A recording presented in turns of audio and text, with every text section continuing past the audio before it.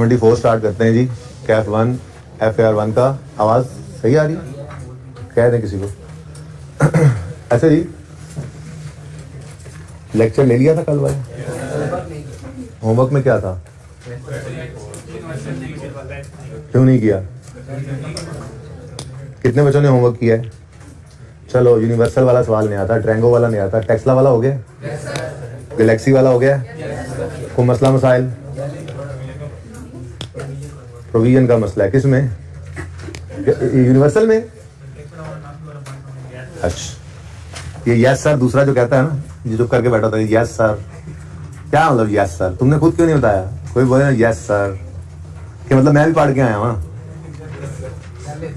यार ये समझाया तो है आपको वैसे मैंने।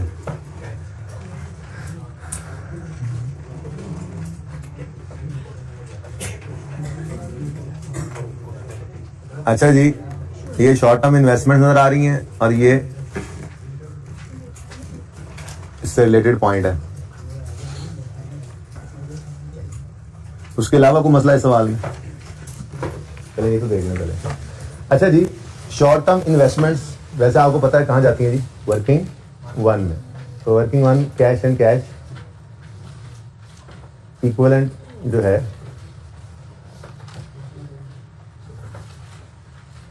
क्लोजिंग, ओपनिंग, इसमें आपको पता है कैश आता है, शॉर्ट टर्म इन्वेस्टमेंट्स आती हैं वगैरह वगैरह, ठीक है। अब ये शॉर्ट टर्म इन्वेस्टमेंट 48 और 60, हम जैसे यहाँ पर कैश एंड बैंक ने आना था, वैसे ही यहाँ पर शॉर्ट टर्म इन्वेस्टमेंट में भी आ जाना था। नॉर्मली तो ऐसा ही होता है, लेकिन एक छोटी सी वर्किंग हमें करना पड़ी।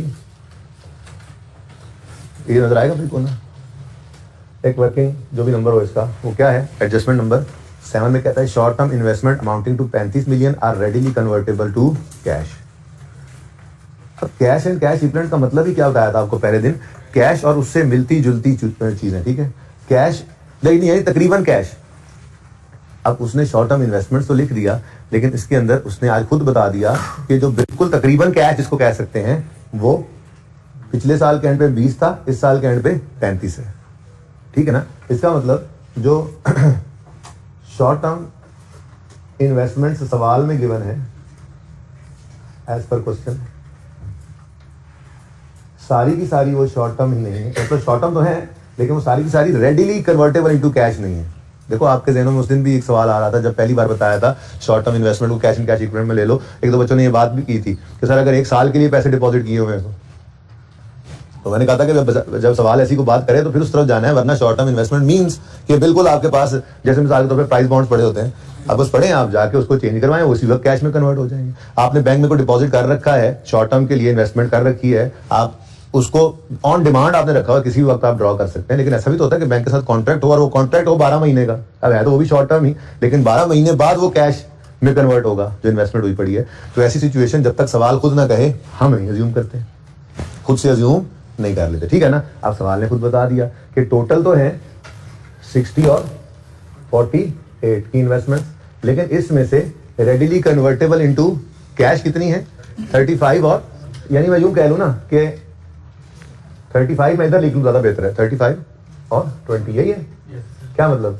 जिनको मैंने लेकर जाना है कैश एंड कैश इक्विवेलेंट में, तो जो रेडिली कन्वर्टेबल नहीं है वो, ये चलो यूं कर लो, लेस कर लो, रेडिली कन्वर्टेबल ऐसे ही लगे तो रेडिली कन्वर्टेबल कितना भाई? 35 और 20, ये तो चली जाएंगी इधर 35 और 20 कैश एंड कैश इक्विवेलेंट में। जो बाकी बच गई कितनी बच गई? 28 और 25, इनको आप ले आओ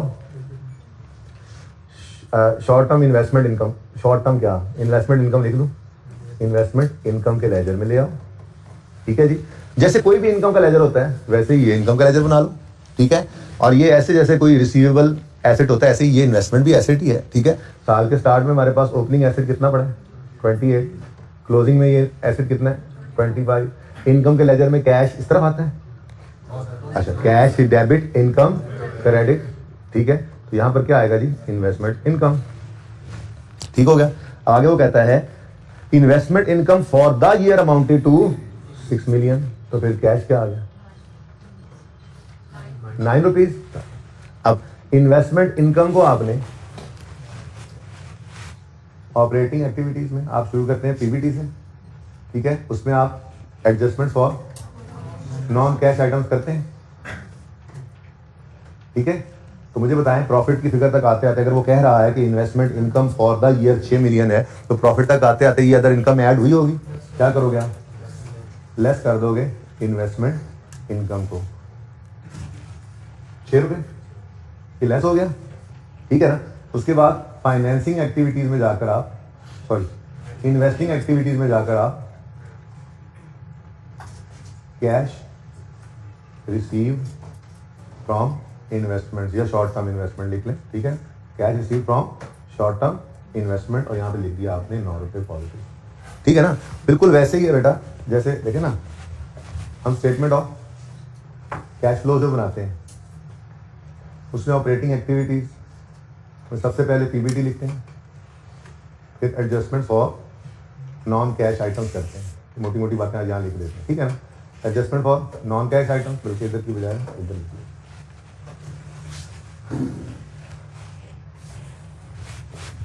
इधर ही लिखिए स्टेटमेंट ऑफ कैश फ्लो, ठीक है जी। इसमें आपकी ऑपरेटिंग एक्टिविटीज में स्टार्ट होता है आपका पीबीटी, एडजस्टमेंट्स करते हैं आप और नॉन कैश आइटम्स, फिर आपकी एडजस्टमेंट्स आती हैं फॉर वर्किंग कैपिटल आइटम्स, नीचे मैंने कहा था 3 चीज़ें लेस होती हैं, interest paid, tax paid, dividends आती है, डिस्कशन करनी कुछ अलग से, इंटरेस्ट पेड, डिविडेंड पेड और टैक्स पेड, ठीक है। अब तरकीब ये होती थी, नॉन कैश आइटम को यहां पर रिवर्स कर देते थे, जैसे मिसाल के तौर पे इंटरेस्ट एक्सपेंस प्रॉफिट तक आते आते क्या हो चुका होता है, माइनस हो चुका है, तो हम कहते थे जी इंटरेस्ट एक्सपेंस को कर दो ऐड, ठीक है, और इंटरेस्ट पेड को यहां से माइनस कर दो, ये बात समझ आती है। ऐसे ही इंटरेस्ट इनकम या इन्वेस्टमेंट इनकम, क्या बोला मैंने, इंटरेस्ट इनकम जिसको आप इन्वेस्टमेंट इनकम भी कह सकते हैं या इन्वेस्टमेंट इनकम, ठीक है जी। इसको आप क्या कर दो, ये प्रॉफिट तक आते आते ऐड हो चुका होता है, लेस करते हैं। Incomes expenses are non cash ना, एक्रूअल बेसिस के ऊपर रिकॉर्ड हुए होते हैं, ठीक है। अब हमें इंटरेस्ट रिसीव होना है या इन्वेस्टमेंट रिसीव होनी है, ठीक है। तो इसको आप चाहो तो इधर भी लिख सकते हो, लेकिन ज्यादा बेहतर क्या है, ज्यादा बेहतर यह है कि आप इसको इन्वेस्टिंग एक्टिविटीज में इनफ्लो के तौर पे शो कर दो। हम यहाँ पे लिख सकते हैं कैश रिसीव फ्रॉम इन्वेस्टमेंट्स, ठीक है जी, क्योंकि इंटरेस्ट इनकम भी क्या होती है, पैसा इन्वेस्ट करके आ रही होती है। इन्वेस्टमेंट इनकम का डिफरेंस क्या हो सकता है कि इंटरेस्ट की बजाय इन्वेस्टमेंट इनकम कैसे आ सकती है, आपने कहीं पैसे रखवाने की बजाय कहीं शेयर्स खरीद के रख लिए हैं किसी के, ठीक है, वो शेयर्स खरीदे हैं तो उस पर डिविडेंड आ रहा है, तो ये इन्वेस्टमेंट इनकम बन जाती है। बात समझ रहे हैं, तो एक जैसी चीज़ है, ट्रीटमेंट एक जैसा ही है। बहरहाल ऐड करेंगे या लेस करेंगे आप नॉन कैश आइटम को और उसके कैश फ्लो को लेंगे, ऐसे ही करते थे हम और क्या चीज़ यहाँ पर हम गेन या लॉस ऑन डिस्पोजल लेते थे, ऐसे ही हम ऐड कर देते थे लॉस ऑन डिस्पोजल, लेस कर देते थे गेन ऑन डिस्पोजल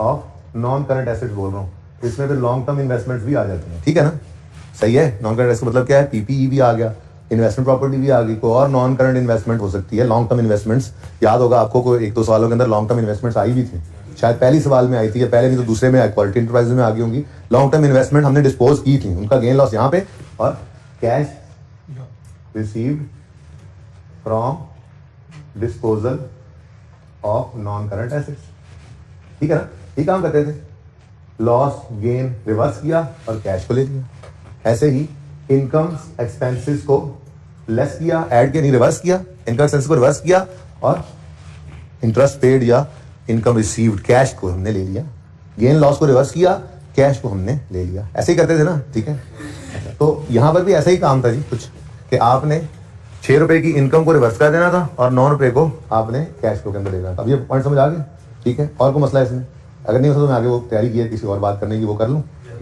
क्लियर है ये। अच्छा अब ना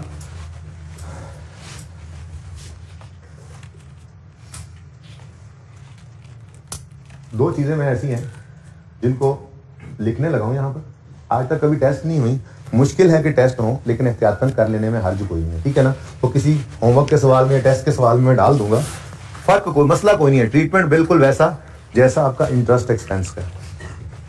इंटरेस्ट एक्सपेंस का लेजर बनता है, आपको पता है,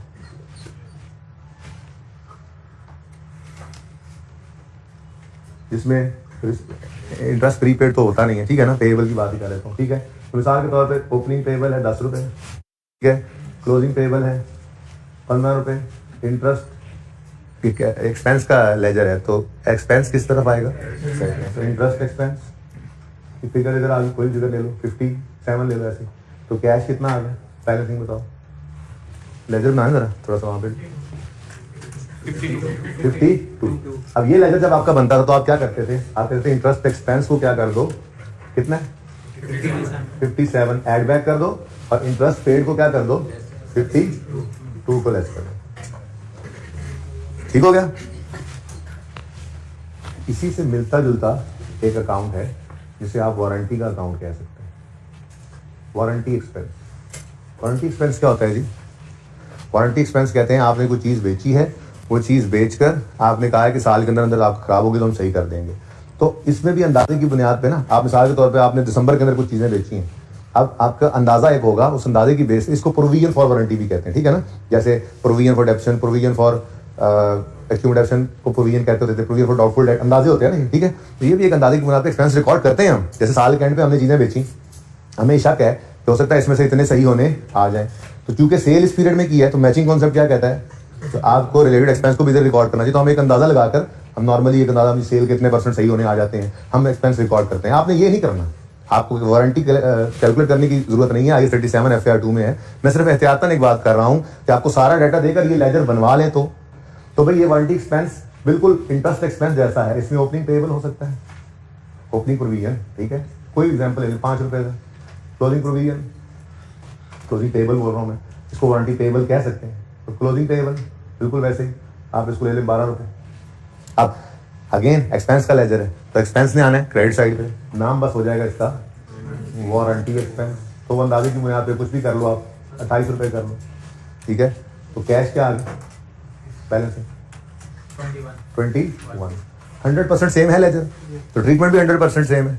इसलिए कह रहा हूँ अभी तक आया कभी नहीं, आना चाहिए भी नहीं, लेकिन अगर कभी आ जाए तो कोई मसला नहीं है भाई, सारा डेटा देगा आपको। बस ध्यान क्या रखना है आपने, वो ऐसी बात करेगा कि warranty expense for the year, या कह दे वारंटी फॉर द पीरियड, तो फॉर द पीरियड एक्सपेंस हुआ करता है, और एज ऑन भी बता सकता है, warranty is provision for warranty as on this date, तो एज ऑन ओपनिंग क्लोजिंग होंगे। बस ये थोड़ा सा ध्यान रखना है अंग्रेजी का। लेजर के अंदर सारा डाटा देगा आपको, कैलकुलेट करने की जरूरत नहीं होगी। आपने ये लेजर बना लिया, अब इस लेजर के अंदर ट्रीटमेंट बिल्कुल सेम है।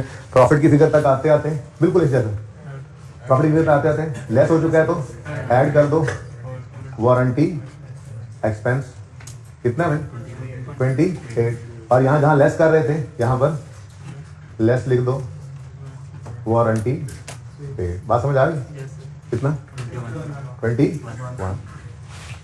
एक और चीज भी इस तरह की हो सकती है बिल्कुल इनसे आइडेंटिकल, और वो है ग्रेचुटी।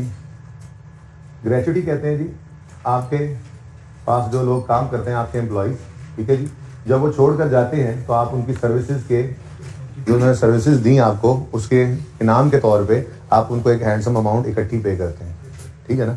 अब ऑर्गेनाइजेशंस ये नहीं करती हैं कि जब एक दम से वो निकले तो सारे पैसे इकट्ठे उस वक्त एक्सपेंस आउट करें। अगेन मैचिंग कॉन्सेप्ट आ जाता है। अगर सर्विसेज अगले ने 50 साल दी हैं आपको ऑर्गेनाइजेशन को, तो ये एक्सपेंस भी 50 साल पे बांटो ना, बात समझ रहे हो। अब एक अंदाजे की बुनियाद के ऊपर ये एक्सपेंस भी रिकॉर्ड हो रहा था, इसको प्रोविजन फॉर ग्रेचुटी भी कहते हैं, लेकिन मैं ग्रेचुटी पेएबल ही कह रहा हूँ आपको, बिल्कुल 100% सेम, बिल्कुल 100% सेम। ओपनिंग पेएबल होगा, अंदाजे की बुनियाद पर हमने कहा जी पिछले डेढ़ घंटे तक के 15 रुपये का एक्सपेंस, अंदाजे की बुनियाद पर हम एक्सपेंस रिकॉर्ड कर रहे हैं। तो इस दफ़ा हम अंदाजे की बुनियाद पे ठीक एक्सपेंस रिकॉर्ड करते हैं, इसको कुछ भी अज्यूम कर लो 32 ऐसे, और क्लोजिंग पेएबल आ रहा हो 18 रुपये, कैश बता दो 29। ये सब मैंने ऐसे अज्यूम की डेटा को, ठीक है ना।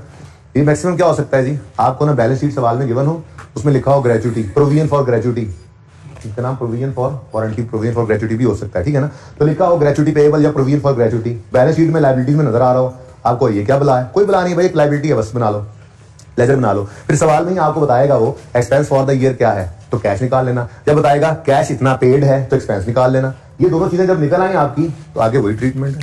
प्रॉफिट की फिगर तक आते आते ग्रेचुटी एक्सपेंस क्या हो चुका होगा, फॉर द ईयर एक्सपेंस जो लेस हुआ था उसको एड बैक कर दोगे 32 और लेस कर दोगे ग्रेचुटी पेड। बात समझ आ गई कितना? ये जो ब्लू लिखे हैं ना, ये आज तक कभी टेस्ट नहीं हुए फिलहाल आईकैप में, होने भी नहीं चाहिए, लेकिन अगर हो भी जाएं तो आप जहन में बस ये रखना ग्रेचुटी और वारंटी बिल्कुल इंटरेस्ट जैसा लेजर बनाएंगे और बिल्कुल वही 100% ट्रीटमेंट कर देंगे, इंटरेस्ट एक्सपेंस जैसा लेजर बनाएंगे। ठीक है, इधर एडिशनल बात थी। अच्छा भाई, इस सवाल के अंदर और को मसला है तो बताएं, कितनों ने सवाल अटेम्प्ट किया हुआ है? कितनों ने अटेम्प्ट किया? इतने कम ने, बाकियों ने पास नहीं होना, अगली बार करेंगे अटेम्प्ट। अच्छा जी, इस सवाल को प्लीज प्लीज प्लीज कोई मसला हो तो देख लीजिएगा। अच्छा भाई, हमें दीगर तुमने सवाल किया था, ये बड़ा सवाल किया तुमने, हो गया था बाकी सवाल? कोई और क्वेश्चन नहीं है? श्योर, छोड़ दो इसको।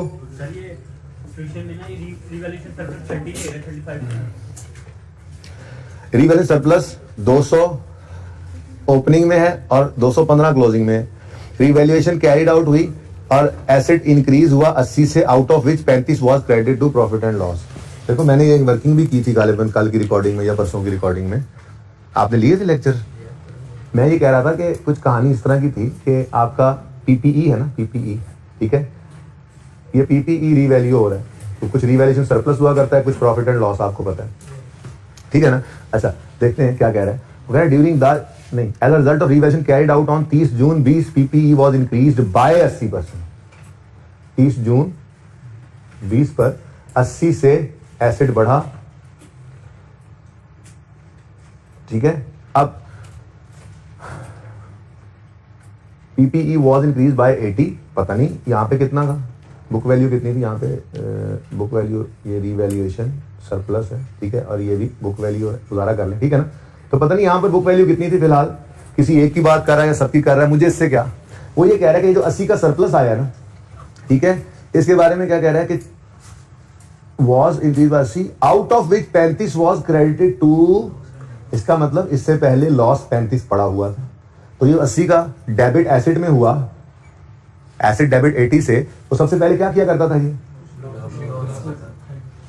लॉस को खा जाता था, यहाँ पे लॉस हो जाता था सिफर, तो बाकी सरप्लस 45 बचता है, 45 ये आ रहा है, ठीक है। मुझे नहीं पता कि ये सबकी है या किसी एक की, मुझे इससे लेना देना भी कुछ नहीं है।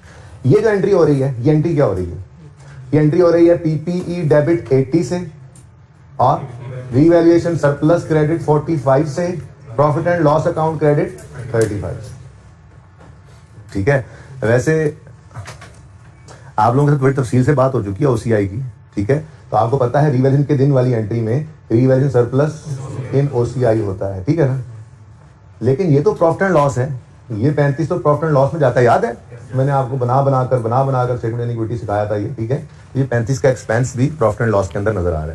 अब ये पूरी एंट्री क्या बन रही है, आपने जो पीपीई का लेजर ओपन किया हुआ होगा, पीपीई का लेजर का ओपनिंग 1200, क्लोजिंग 16, 19, उसमें पूरा 80 डेबिट होगा रीवैल्यूएशन सरप्लस के नाम से, लेकिन रीवैल्यूएशन सरप्लस का अकाउंट जो आपने ओपन किया होगा उसमें सिर्फ 45 आएगा।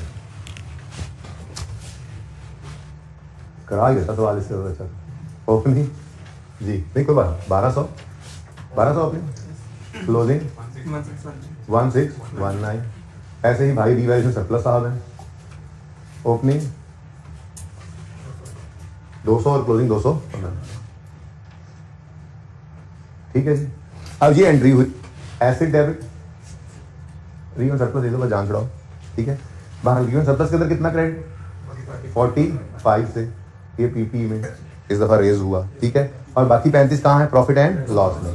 अब जो प्रॉफिट एंड लॉस के अंदर 35 पड़ा है, ये प्रॉफिट की फिगर तक आते आते माइनस हो चुका है, क्या ये कैश आया है, नहीं माइनस हो चुका है, नहीं हो चुका सॉरी, ठीक है बेटा, ठीक है, क्या हो चुका है, प्रॉफिट एंड लॉस क्रेडिट हो चुका है, ये पीएनएल में एक प्रॉफिट एक गेन रिकॉर्ड हो चुका है, बोलो क्या ये कैश है, क्या कैश आया गया, ओ भाई एसेट पड़ी महंगा कर दिया हमने, ये तो अनरियलाइज गेन कहते थे हम इसको, ठीक है ना।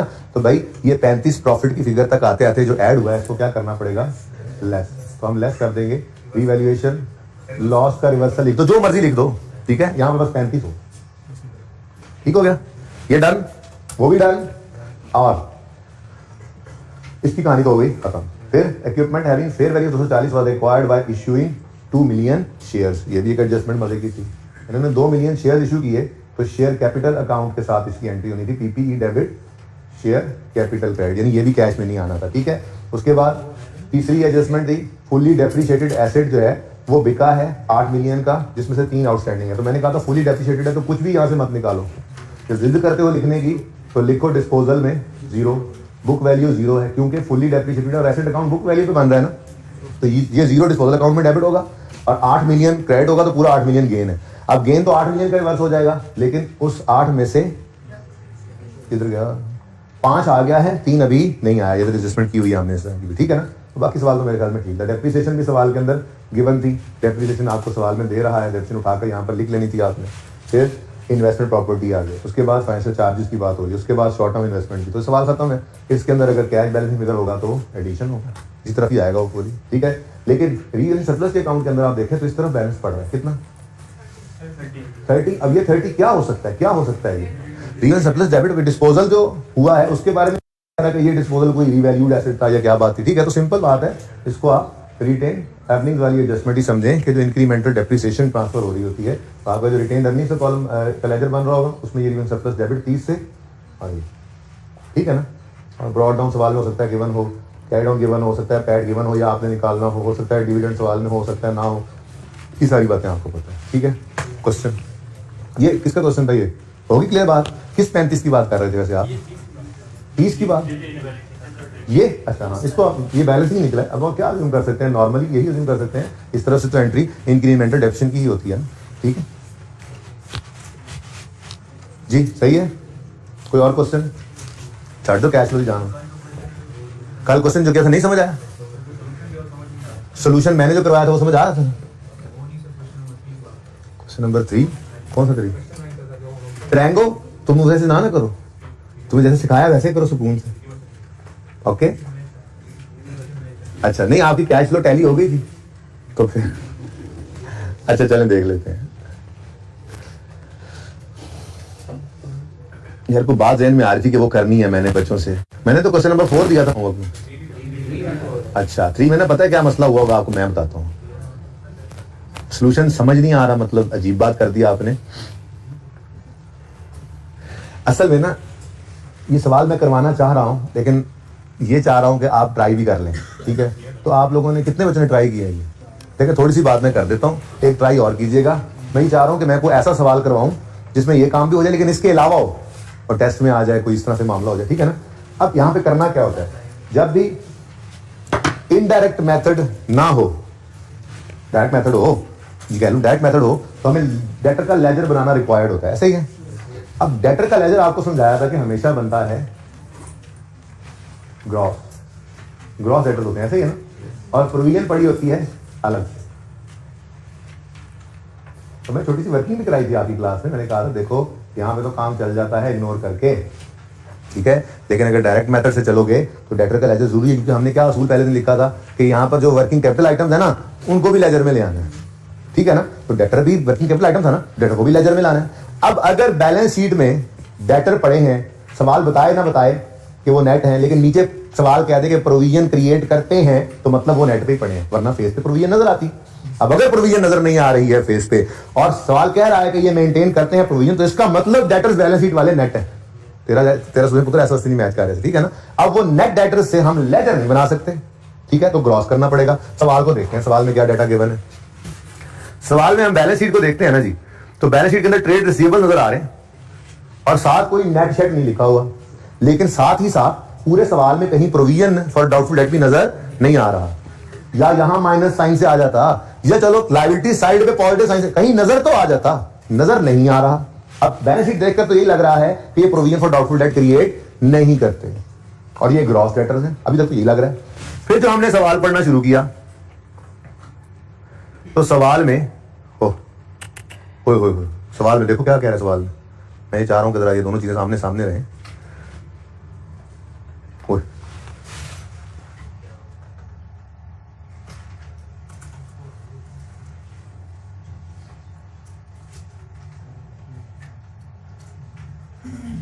अच्छा जी, अभी तो देखें भाई, ट्रेड रिसीवेबल्स आपके बैलेंस शीट में नजर आ रहे हैं 68, दोनों चीजें नजर आ रही हैं, ठीक है, 68 और 56 के ये ट्रेड रिसीवेबल्स हैं। और साथ ही पॉइंट 2 में कह देता है you will maintains a provision for doubtful debt at 6% during the year. Written off की बात बाद में देख लेते हैं, फिलहाल तो ये गड़बड़ खत्म कर लें। वो कह रहा है मेंटेन करते हैं प्रोविजन, मतलब पिछले साल भी की होगी, इस साल भी की है, फिर कहाँ है? बैलेंस शीट में तो नजर नहीं आ रही कहीं। मतलब इसका ये हुआ फिर डेटर्स हैं और वो नेट ऑफ प्रोविजन है। तो फिर ये 56 और 68 डेटर के लेजर में जा सकता है। डेटर के लेजर में लेके थे ना ये, हाँ ये नहीं लेके जा सकते, ठीक है। अब एक छोटी सी वर्किंग करनी पड़ेगी, ठीक है। वो वर्किंग क्या होगी वो मैंने आपको सिखाई थी, क्या gross debtor less provision for doubtful date होता है, और फिर नेट डेटर्स आते हैं। नेट डेटर सवाल में हमें गिवन है कितने जी, 68 और 50, 68,000 और 56,000। 1000 में अगर किया तो 56 लिखना, चलो ये सवाल में हमें गिवन है और ये हम कंक्लूड कर चुके कि नेट है। क्योंकि बैलेंस शीट में नजर नहीं आ रहा और मेंटेन करता है प्रोविजन, तो फिर जैसे एक्यूमुलेटेड एसेट से नेट होकर बैलेंस शीट के फेस पे फिक्स एसेट पड़े होते हैं ना, एक्यूमुलेटेड एसेट का नजर आना जरूरी नहीं है बैलेंस शीट के अंदर, वो नोट से उठ के ही बुक वैल्यू जाया करती थी। ऐसे ही बड़े हो गए FY2 में जब अकाउंट्स बनाओगे ना, तो बैलेंस शीट के फेस पे डेटर लेस प्रोविजन करने की इजाजत वैसे ही नहीं होती, आपको इसका भी नोट बनाना पड़ता है। डेटर लेस प्रोविजन वहां पे जाकर करते हो, बैलेंस शीट के फेस पे तो आते ही नेट डेटर्स हैं, ये याद रखो। अब अगर सवाल में प्रोविजन की बात ना की हो तो मतलब फिर प्रोविजन है ही नहीं, यही ग्रॉस है, यही नेट है। लेकिन अगर सवाल में प्रोविजन का जिक्र हो तो फिर बैलेंस शीट में पक्की बात है ये नेट डेटर्स है, ठीक है ना। तो ये हमें गिवन थे। अब उसने ये बताया कि प्रोविजन मेंटेन करते हैं 6% पे। इसका मतलब अगर ये 6% प्रोविजन है तो फिर ये कितने परसेंट है, 94। हमें तो 100% वाली फिगर चाहिए ताकि लेजर बना सकें। तो भाई वही आपका पुराना दोस्त फॉर्मूला क्या है, 56 गिवन अमाउंट है, इसकी परसेंटेज 94 है। 56 ओवर 94 इंटू 100 कितना भाई, 59574। सबका यही आंसर है। थोड़ी देर पहले भाई कुछ और आ रहा था। अच्छा तो ये क्या आ गया बैलेंस फर्क, नहीं सही है। 56,000 डिवाइडेड बाय 94 इंटू 100 किया है, कितना आ गया, 3574 प्रोविजन आ गया। इधर देखो, इसका मतलब पता है क्या है, इसका मतलब ये है कि डेटर्स ओपनिंग, ये वर्किंग से आपने उठाया, वर्किंग नंबर जो भी होगा सवाल में, ठीक है, कितने 59574, 56,000 नहीं ले सकते यहाँ। और ये प्रोविजन, ये भी आपने वर्किंग से ही निकाला, बैलेंसिंग ये आपने फॉर्मूला लगा के निकाली, बैलेंसिंग निकाल लिया, ठीक है। लिखने की जरूरत नहीं फॉर्मूला, लिखने की जरूरत नहीं है फॉर्मूला, पक्की बात है ना। ये कितना 3574, ठीक है। कैसे इधर भी अप्लाई करो, 68,000 डिवाइड बाय 94 मल्टीप्लाई बाय 100, 72। ऐसी फिगर देख के कहते नहीं ये गलत हुआ होगा। भाई क्यों गलत हुआ होगा, ऐसी फिगर देखे ना, ऐसी फिगर, यार ये तो गलत होना है, ये सही लग रहा था मुझे, ये राउंड से 0.3333 आ जाए, नहीं ये तो गलत होगा। नहीं भाई अपने उसूल पे कायम रहा करो, फिगर्स पे ना जाया करो जी। 43 लो भाई, क्लोजिंग भी वर्किंग से निकला 72340, 68,000 नहीं ले सकते थे, ठीक है। और ये क्लोजिंग भी वर्किंग से हमने निकाल लिया 4342। तो जीकर सवाल में यही गलती थी, सोल्यूशन में यही गलती थी ना, तो चेक तो करो सोल्यूशन में यही गलती है, ठीक है। मैंने सोल्यूशन को मैच कर लिया, सोल्यूशन की गलती और अपनी गलती को, समझ आ गया है, ये गलती नहीं थी, ओके। यहां तक को मसला। अब अगली बात, ये डायरेक्ट मेथड, यहाँ पे बैड डेट भी आपने इग्नोर नहीं करना, प्रोविजन को भी इग्नोर नहीं करना, क्योंकि प्रोविजन का लेजर बनना है और उसके अंदर बैड डेट रिटर्न ऑफ की एंट्री भी आती है, क्योंकि इस लेजर से, प्रोविजन के डेटर के लेजर से ही तो हमारा कैश निकलना है, paid to supplier, receive from customers, ठीक है जी। तो जरा बोलो आगे, during the year trade receivable of 7 million were written off की एंट्री हम करते हैं प्रोविजन डेबिट डेटर डायरेक्ट। हालांकि ऐसा एंट्री तो पता ही है ना आपको, return of bad, return of debit, debtor credit, फिर bad return of credit, provision debit, पिछो काटता सी, ठीक है ना। तो ये बैड डेट रिटर्न ऑफ, इधर भी लिख दो बैड रिटर्न ऑफ, ना लिखो इधर प्रोविजन, ना लिखो इधर डेटर, क्यों करते हो कंफ्यूज खुद को, वही अपने जहन के अंदर एंट्री वही रखो, मैकेनिज्म वही है, लेकिन लिखा यहाँ पे ऐसे ही करो, ठीक है। और जी उसके बाद लो भाई डेटर का खाता तो हो गया क्लियर, ठीक है। एडजस्टमेंट 1 में मैंने कहा था 60% को कर देना इग्नोर, पूरी ही सेल्स उठा कर लिखना 273 यहाँ पर, ठीक है ना। इससे क्या होगा, इससे कैश सेल्स और क्रेडिट सेल्स सबका कैश इकट्ठा आ जाएगा। ये सिर्फ कैश फ्लो के टॉपिक के लिए, जागते रहना भाईजान, ठीक है। अच्छा आगे कहता है डेप्रिसिएशन एक्सपेंस 22.5 मिलियन है। अच्छा हम 1000 में चल रहे हैं, चलो 22,500 कर लेते हैं फिर, जिसमें से 70% जो है वो कॉस्ट ऑफ सेल को चार्ज किया है। तो इसका मतलब फिर देखो, अगर 22,500 है और उसमें से 70% कितना बनता है, 750। ये अगर कॉस्ट ऑफ सेल्स को चार्ज किया तो फिर बाकी कहाँ गया होगा, बाकी फिर ऑपरेटिंग एक्सपेंसेस में गया होगा भाई। 30% फिर बैलेंसिंग 6750 ऑपरेटिंग एक्सपेंसेस, सवाल से मैं करवा ही दे रहा वैसे तो। अच्छा, अब उसके बाद ये डेप्रिसिएशन है। आपने जब कॉस्ट ऑफ सेल की ये फिगर उठानी है और उसको इन्वेंट्री के लेजर में लिखने जाना है तो आपने स्टार लगाना है और 187,500 में से माइनस करना है 15,750।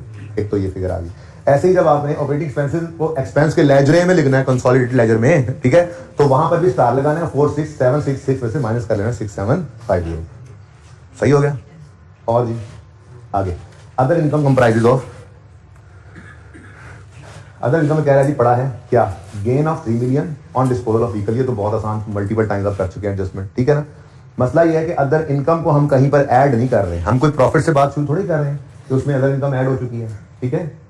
किधर गया यार, हम तो सेल अलग उठा रहे हैं, कॉस्ट ऑफ अलग उठा रहे हैं, एक्सपेंसेस अलग उठा रहे हैं, अदर इनकम तो हमने छेड़े नहीं। वो तो तब होता मसला जब अदर इनकम ये प्रॉफिट बिफोर टैक्स उठाते जिसमें अदर इनकम ऐड हो चुकी है तो हमें माइनस करना पड़ता। तो जस्ट इग्नोर इट, किसी चीज में शामिल नहीं पड़ा, ठीक है। हाँ, लेकिन आपको लेजर जरूर बनाना चाहिए, डिस्पोजल का लेजर तो लाजमी बनाना है क्योंकि गेन उन्होंने दे दिया है, कैश रिसीव्ड ऑन डिस्पोजल नहीं है, चाहे डायरेक्ट मेथड है चाहे इनडायरेक्ट है, भाई लेस इंटरेस्ट पेड से ऑनवर्ड्स तो सारा सेम है ना। तो इन्वेस्टिंग एक्टिविटीज में कैश इनफ्लो डिस्पोजल वाला तो लेना ही है ना, डिस्पोजल का अकाउंट बनाओगे, 3 मिलियन गेन आएगा डिस्पोजल में डेबिट साइड पे, और देखोगे एसेट के अकाउंट में से बैलेंसिंग फिगर वगैरह निकल आएगी, कुछ ना कुछ आ जाएगा, ठीक है। और 12 मिलियन तो कैश भी गिवन है, चलो खैर, लेकिन एसेट के लेजर के अंदर तो बहरहाल फिर कोई ना कोई फिगर लेनी है ना। जैसे डिस्पोजल का अकाउंट बनेगा उसमें उन्होंने गेन भी बता दिया, गेन कितना है, हाँ 3, और कैश कितना है 12। इसका मतलब फिर पीपीई से क्या आया, 9 वाली चीज के 12 मिले तो 3 का गेन आया ना। अब ये पीपीई के अंदर क्रेडिट साइड पे लिखोगे आप, ठीक है ना। तो लेजर कहा था आपको, डिस्पोजल आए तो लेजर बना लो। हर मतलब की तीन ही चीजें मैक्सिमम हो सकती है ना, ठीक है। मैं अज्यूमिंग से नहीं है, एसेट बुक वैल्यू पे, वरना 4 कर लूं, ठीक है। एसेट की कॉस्ट इसमें आती है, एक्यूमुलेटेड एक्शन आती है, गेन या लॉस आता है, और कैश आता है। ये चारों चीजें हमारे लिए रेलेवेंट है। कोई एक चीज मिसिंग हो तो हम निकाल लेंगे। हो सकता है पीपी के अकाउंट, जैसे पीपी के अकाउंट के लिए फिगर यहाँ से चाहिए थी, कभी ये फिगर दे देता है, गेन मिस कर देता है, रिवर्स करना होता है।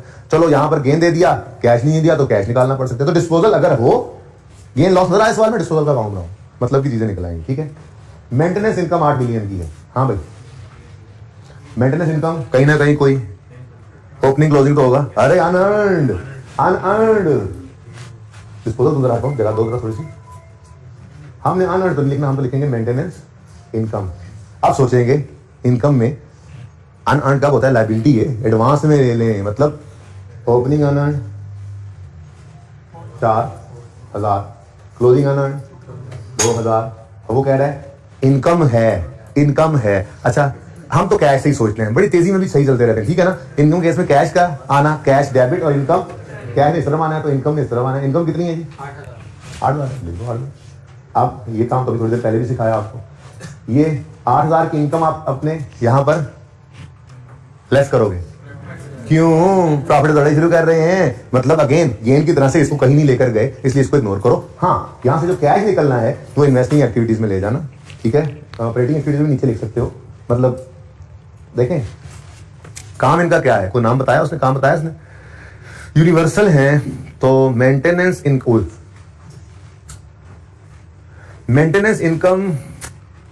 इनकी सेल अलग से आ रही है, वो अदर इनकम में पड़ा है ना। उसका मतलब ये है कि इनकी कोई मेन कोर एक्टिविटी की इनकम तो ये नहीं होनी, इसलिए मैं नहीं चाहता कि इसको आप ऑपरेटिंग एक्टिविटीज में शो करें। Cash receive from customer, cash paid to supplier, cash paid for expenses के साथ आप ये भी यूज करें, इसको भी शो करें, मेंटेनेंस इनकम के कैश को। बेहतर है इसको आप इन्वेस्टिंग एक्टिविटीज में शो कर दें, तो ठीक है ना। नहीं समझे बात, तुम्हारा क्या बोलना है, डायरेक्ट मेथड है यार, डायरेक्ट माना होगा। ये बता दूं जो टैक्स वाला है ना,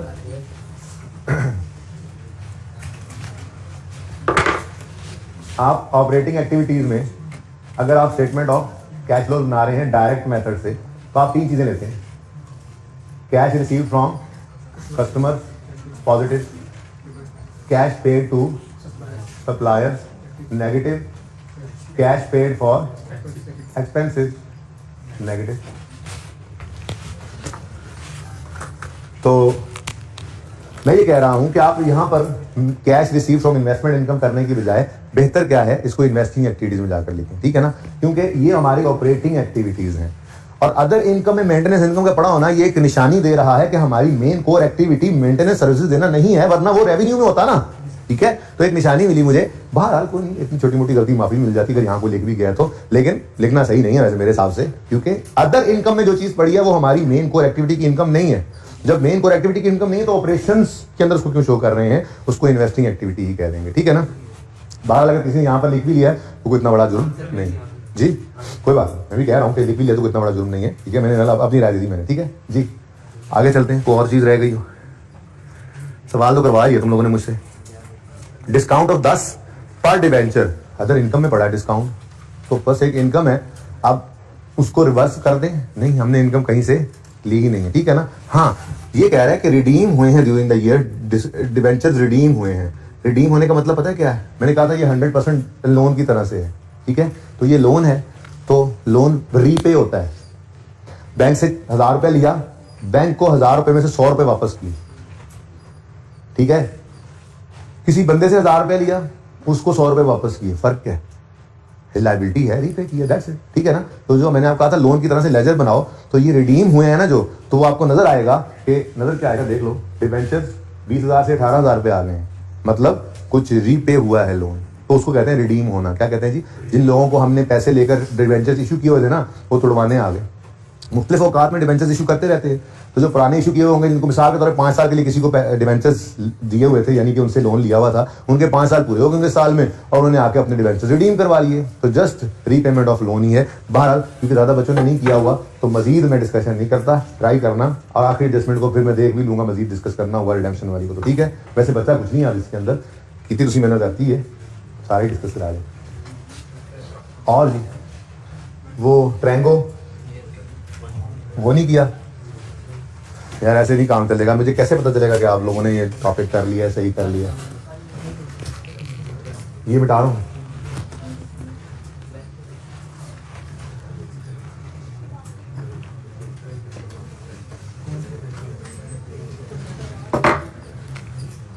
यार वैसे ना अब ये होमवर्क पढ़ना है। क्वेश्चन बैंक कौन सा है, 3 है ये, यूनिवर्सल लिमिटेड।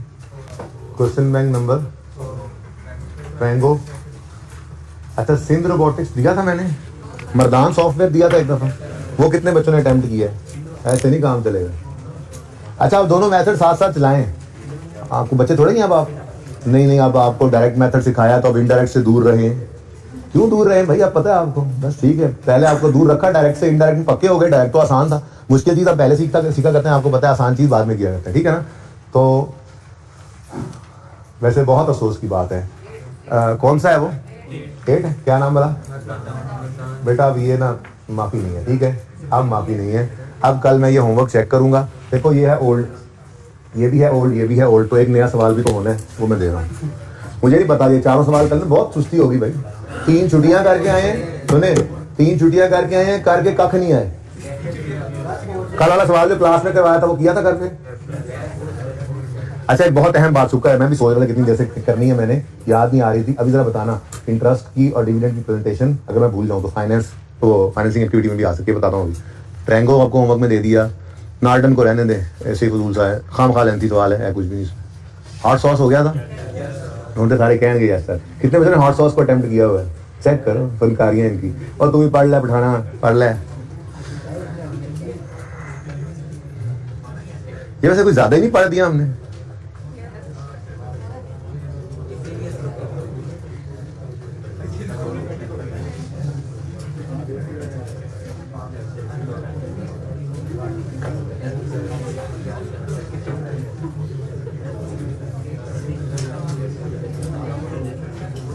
चले फिलहाल ये 3 ही काफी हैं। अच्छा, बड़ी अहम बात करने लगा हूं, क्योंकि आज फिर आप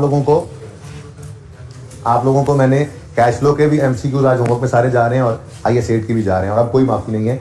अगले 2 से कल टेस्ट है ना, तो कल एक टेस्ट ले लेते हैं। देखो अब डायरेक्ट मेथड आता है या इनडायरेक्ट मेथड आता है। जो एक मेथड आएगा दूसरा होमवर्क में आएगा सवाल कल आपके, मतलब मेरे पास दोनों सवाल मौजूद है ना, तो मैं चाहूंगा कि वो दोनों ही टेस्ट हो जाएं। तो एक मैं टेस्ट में दे दूंगा और एक मैं कल आपको होम असाइनमेंट के तौर पर दूंगा। सोल्यूशन तो दोनों का नहीं होगा, तो दोनों का ही सोल्यूशन आपको अगले दिन अवेलेबल होगा, लेकिन इंशाल्लाह आप कर लेंगे। तो कुछ डिस्कशन टेस्ट की हो जानी है, फिर कुछ थ्योरी भी IS8 की वो मैं भी करने लगा हूँ। तो ये अब हमने ना कोशिश करके 3 दिन के अंदर इस वीक के अंदर इन दोनों टॉपिक्स को कंक्लूड करना है। इंशाल्लाह नेक्स्ट वीक से EPS का दिल कर रहा है, या EPS शुरू कर देंगे या फिर नॉन प्रॉफिट ऑर्गेनाइजेशन शुरू कर देंगे, और ईपीएस को उसके बाद कर लेंगे, क्योंकि ईपीएस और रेशो बेसिकली ईपीएस भी एक रेशो ही है, तो रेशोज के साथ इकट्ठा भी कर सकते हैं। तो इट डिपेंड्स जी, मैं कर लूंगा, देखूंगा, मैं सोच के पूछा आता हूँ कि ये टॉपिक करूँगा, अगले दिन करवा कुछ देता हूँ, अब मैं क्या कर सकता हूँ। तो जो हो गया शुरू, बस बाहर नेक्स्ट वीक से, तो आज है ट्यूसडे, ठीक है ना, तो वेडनेसडे, थर्सडे, फ्राइडे, सैटरडे 4 दिन है, तो 4 दिन में तो इन दोनों को हो ही जाना चाहिए कंक्लूड। फिर भी इससे पहले ही होपफुली नया टॉपिक इसी वीक में शुरू हो जाएगा, होपफुली। अच्छा जी, एक इंपॉर्टेंट बात जहनों में आपके आता होगा, हालांकि आपने पूछा नहीं मुझसे, कि इंटरेस्ट तो लोन पे दिया जाता है और डिविडेंड कैपिटल वालों को दिया जाता है, यानी बोरिंग कॉस्ट पड़ा हुआ था ना, तो लोन है, फाइनेंस किया हमने बिजनेस को, लोन है, डेट लिया हुआ किसी से, और उसको जो यूज करने की कॉस्ट है, इंटरेस्ट, वो पे करते हैं हम। ऐसे ही ओनर से जो पैसा लिया हुआ है वो कैपिटल है, और उसकी जो कॉस्ट पे करती है कंपनी वो है डिविडेंड। अब आपने कहा था स्टार्ट में कि फाइनेंसिंग एक्टिविटी में आप ये देखते हो कि आपने बिजनेस को कहां से फाइनेंस किया हुआ है, आपने ओनर से कितना पैसा लिया है, आपने बैंकों से कितना लिया है। तो लोन का आना, रीपे होना, और कैपिटल का आना, वैसे कैपिटल रिडेम्पशन भी है, कैपिटल को रिडीम करना, बाय बैक, वो मैंने पढ़ाया नहीं है अभी, इक्विटी में भी इसके अंदर फिट कर सकते हैं, तो किसी वक्त देख लूंगा, या आखिरी क्लास के अंदर, जैसे आपको पता है कि छोटी मोटी चीजें इकट्ठी की जाती है, जिसको आप समझते हैं रिवीजन क्लास और घरों को भाग जाते हैं, रिवीजन क्लास नहीं हुआ करती। अगर मिसाल के तौर पर 25, 26, 27 को सिलेबस खत्म हो जाता है, एक बात कर रहा हूँ, तो मैं रेगुलर क्लासेस के अंदर ही रिवीजन स्टार्ट कर देता हूँ, और अगर 31 तक चला जाए सिलेबस, क्योंकि चीज़ें चेंज हुई है ना, तो आपको पता नहीं कितने दिन लो नई चीज़ों के अंदर, जैसे IAS एडा आपने पढ़ा, ऐसी आगे टॉपिक्स तो है नहीं, तो अगर थोड़ा सा डेडलाइन से पहले खत्म हो जाए तो रिवीजन नॉर्मल क्लासेस में चल पड़ती है, तो फिर मसला नहीं होता, आपको एक आध दिन ही बुलाना पड़ता है कभी कभी, और अगर टाइम पूरे के ऊपर खत्म होगा तो 1-2 दिन के लिए बुलाया जाएगा आपको। तो उसके अंदर ये हर टॉपिक की 2-2, 3-3 चीजें होती हैं, छोटी मोटी जो रही हुई होती हैं, जो लगता है, डर लगता है कहीं पर्चे में ये पॉइंट ना दे दे। जैसे कैश फ्लो के अंदर अभी तक बाय बैक ऑफ शेयर्स की बात उसने कभी नहीं की, कर दे तो हमने बाय बैक ये भी नहीं पढ़ा, उसको पेंडिंग में डाला हुआ। तो आखिरी क्लास जो होगी रिवीजन क्लास, इसको समझोगे आप रिवीजन क्लास है, चलो यार मेरे को आता है, हम घर जा रहे हैं, वो पढ़ा दूंगा मैं, पर्चे में वही बात आ जाएगी, फिर आप कहोगे यार वो रिवीजन क्लास साथ वाला लगेगा, रिवीजन क्लास में कराया था सर ने, तो मैं तो घर चला गया, ठीक है, तो पढ़ानो, ठीक है ना। तो भाई ये बड़ा इंपॉर्टेंट पॉइंट है कि आपके दिल में आ रहा था कि हमें इंटरेस्ट और डिविडेंड को फाइनेंसिंग एक्टिविटी के अंदर शो करना चाहिए, आ रहा है ना दिल में? नहीं आ रहा, क्योंकि आप याद हो गए, देखो ना, लोन रिसीव्ड या रीपेड फाइनेंसिंग एक्टिविटी में आता है, और फ्रेश कैपिटल ये फाइनेंसिंग एक्टिविटी में आता है। अब जैसे फिक्स एसेट का खरीदने का कैश भी इधर आ रहा है और बेचने का कैश भी इधर आ रहा है, तो आपके दिल में आनी चाहिए बात कि जब लोन लिया या रीपे किया तो उसका कैश फाइनेंसिंग एक्टिविटी में, तो इंटरेस्ट भी तो लोन की ही कॉस्ट है, इसका जाना भी इधर शो करें। जब फ्रेश कैपिटल रेज हुआ, कैश घर से ओनर्स लाए, तो आपने फाइनेंसिंग एक्टिविटीज में उसको शो किया, तो फिर डिविडेंड भी पेड इसी में शो करना चाहिए, तो वो यहाँ क्यों नहीं करते? तो भी उसका जवाब ये है कि स्टैंडर्ड ने ना हमें इसकी ऑप्शन दी हुई है, ठीक है।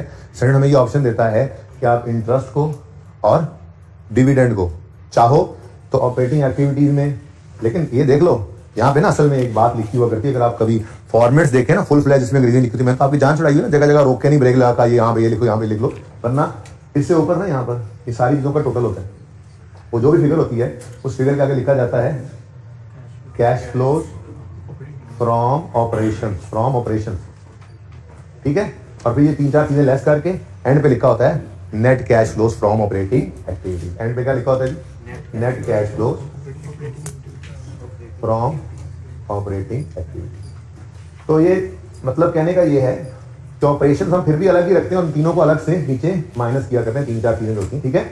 लेकिन कहने का मतलब ये है कि आपको ये भी दिल में आ सकती है ना कि जी हम इधर ही क्यों शो कर रहे हैं, तो भाई बात भी सही है, दिल में आनी भी चाहिए। तो उसके अंदर ना भाई ऑप्शन है स्टैंडर्ड की तरफ से, ठीक है, हम इधर भी शो कर सकते हैं, हम इधर भी शो कर सकते हैं, लेकिन हमने पहले दिन से इसको यहाँ पे शो किया तो यहीं शो करते रहे, ठीक है।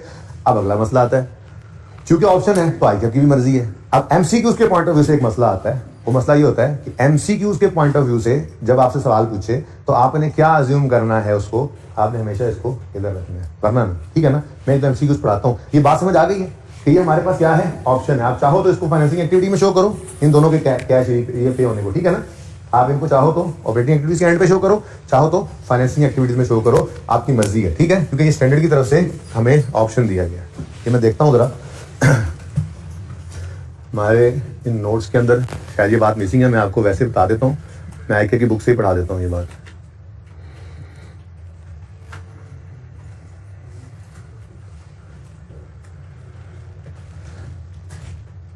ਤੁਸੀਂ ਦੇਖ ਲਓ ਕਿ ਮੈਂ ਕੀ ਦੇਖ ਰਿਹਾ ਹੈ आमिर भाई। लो भैया, तो पता नहीं कब खुलेगी अब फाइल, बदल लेना यार लैपटॉप की, अब थक गया, बूढ़ा हो गया। अच्छा जी, पिछले अटेम्प्ट से कह रहा हूँ यार, वो ले लिया 10-12 दिन हो गया, लेकिन अभी तक ओपन नहीं कर सका, टाइम नहीं मिला। तो हाँ मेरे तो अच्छा सुनो आप लोगों के पास, किसी के पास तो आई के टैक्स होगी, जरा ओपन करके मुझे पेज तो बताओ ताकि जल्दी से वहाँ पहुँच जाए। कैश फ्लो के चैप्टर कहाँ पे है? ओपन हो गया, रहने दो, मेहरबानी ताड़ी। कैश फ्लो का टॉपिक जो है ना हमारे इसमें चैप्टर है, खीर होगी। कौन सा भाई जी?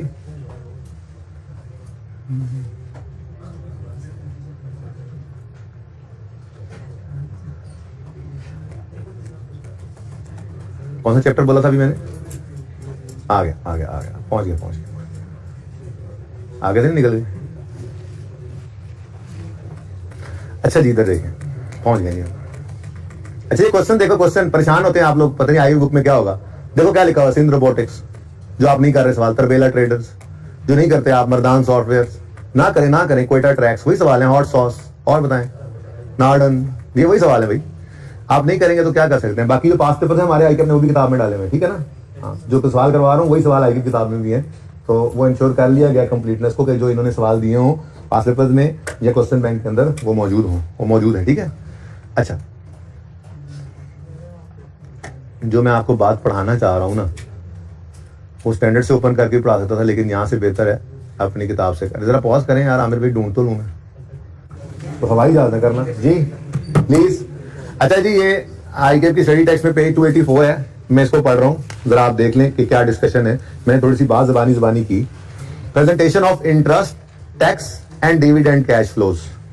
IS 7 allows some variations in the way that cash flows for interest and dividend are presented in a statement of cash flows.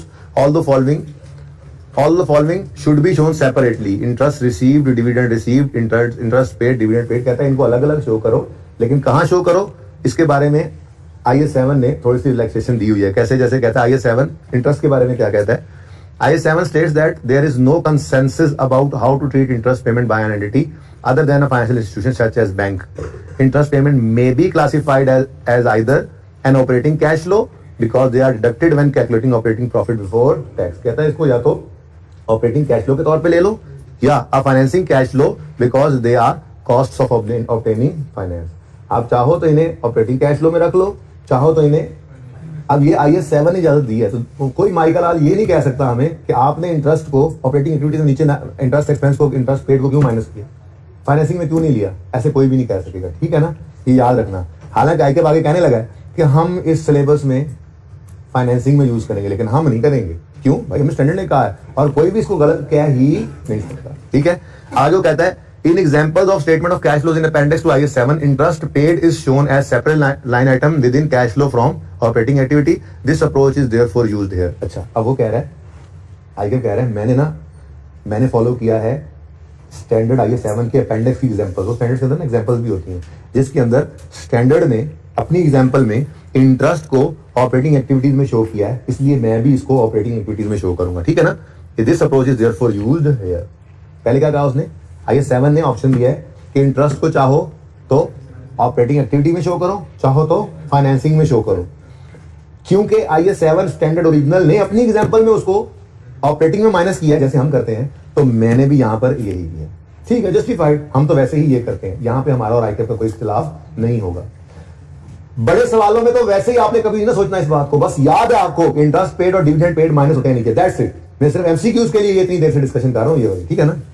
अच्छा, आगे डिविडेंड और इंटरेस्ट रिसीव हो, उसके बारे में वही बात कर रहे हैं। इंटरेस्ट और डिविडेंड अगर रिसीव हो रहा है तो अदर इनकम होती है ना, किसी के शेयर खरीदने में तो डिविडेंड आ रहा है, कहीं पे इन्वेस्टमेंट की, तभी अभी इन्वेस्टमेंट इनकम यहाँ पे मिटा दिया थोड़ी देर पहले, मैंने यहाँ पे बनाया था, यहाँ मिटा के होमवर्क लिखा है, वो इन्वेस्टमेंट इनकम, उसकी ट्रीटमेंट क्या, interest and dividend received may be other classified as operating cash flow और इन्वेस्टिंग कैश। इतनी बात सिर्फ ना हाईलाइट करो, इधर देखो, अब लंबी बात क्या हो, because they are minus from, ये वो छोड़ो यार, बस ऐसे देखो।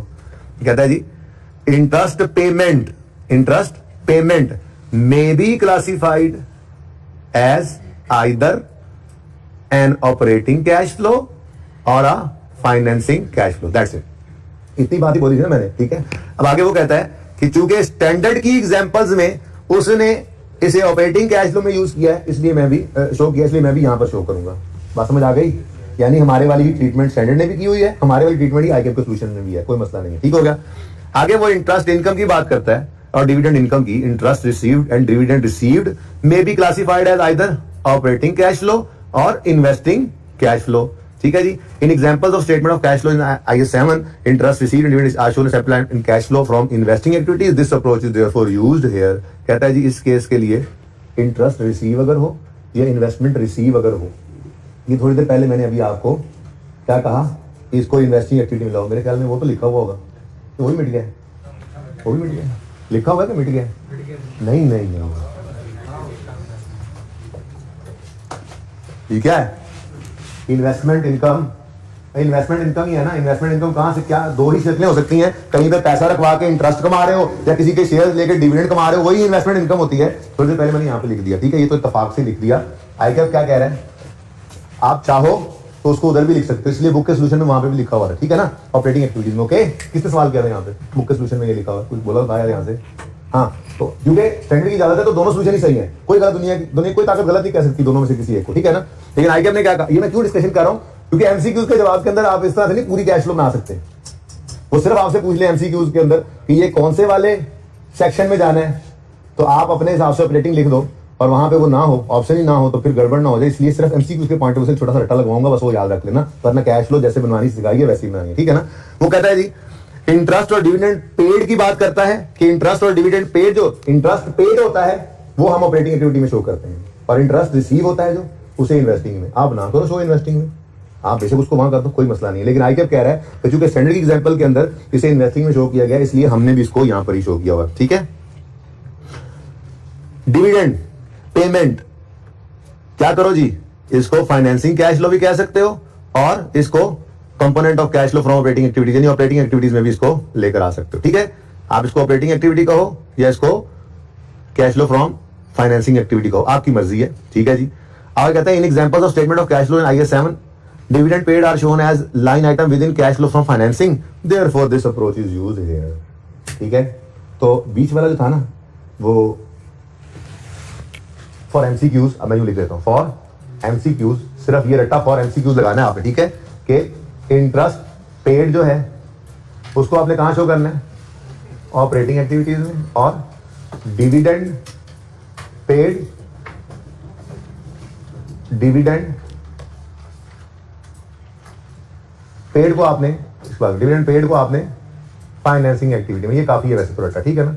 बाकी तो वो दूसरी बात है ना कि इन्वेस्टमेंट इनकम हो, इन्वेस्टमेंट इनकम रिसीव करो या डिविडेंड इनकम रिसीव करो, ये तो अलग हो गया ना थोड़ा सा, ये तो दोनों पेमेंट्स ही ना, पेमेंट्स ये रिसीट्स की बात है, ठीक है ना। तो इनको उसने इन्वेस्टिंग एक्टिविटी में शो किया हुआ, ठीक है, और सही है ना। तो इसको तो हम भी वैसे इन्वेस्टिंग एक्टिविटी में लाएंगे ना नेचुरली, ये तो हम भी इन्वेस्टिंग एक्टिविटी में ले आए थे, जैसे मैंने आज बात की थी यार इसको इन्वेस्टिंग एक्टिविटी में ले आओ, यानी कि आपने कहीं इन्वेस्टमेंट कर रखी होती है, आपको इन्वेस्टमेंट इनकम रिसीव हो जाती है, आपको डिविडेंड इनकम रिसीव हो जाती है, आ गए तुसी, ठीक है, अच्छा बैठो।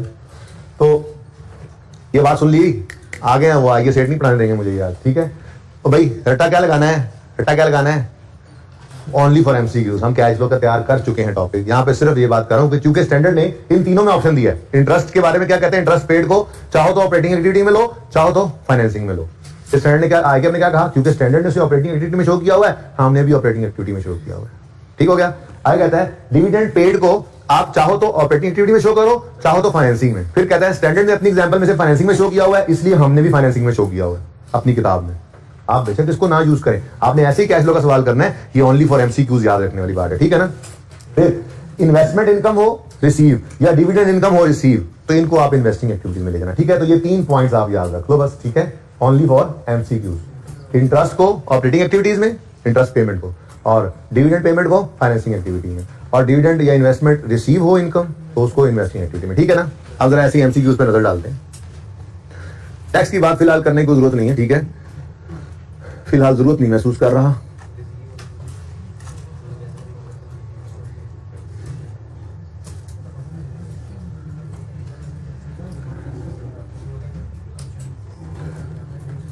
भाई अब असल में वो फीडबैक वाले आ गए, सुने आप है ना, अब आज एमसीक्यू सारे ट्राई करने हैं, ठीक है। और ये इसलिए नया क्वेश्चन नहीं दिया कि एमसीक्यूज मैंने आपको देने थे, लेकिन अब ये सारे एमसीक्यूज डिस्कस्ड हो और बेशक देख के नकल करके टिक लगाओ, मैंने चेक करने हैं कल भाई। कल क्लास के बाद नाका लगेगा। मेरे यहाँ से पहले सारे वो बच्चे बाहर हों जिनके रजिस्टर पर ये 3 सवाल हल ना हुए हों और जिन्होंने अपने रजिस्टर पर ही MCQ नंबर 1 के आगे ऑप्शन 2 के आगे ऑप्शन इस तरह करके ना लिखा हुआ हो, ये भी चेक करना है। All MCQs, I don't know, all MCQs of, जी बिल्कुल, सिर्फ ABC लिख सकते हो ना, लिख के आना। और मुझे नहीं पता, बेटा चुप करो। ऑल MCQs ऑफ IAS 8 और IAS 7, ठीक है जी। अल्लाह हाफिज।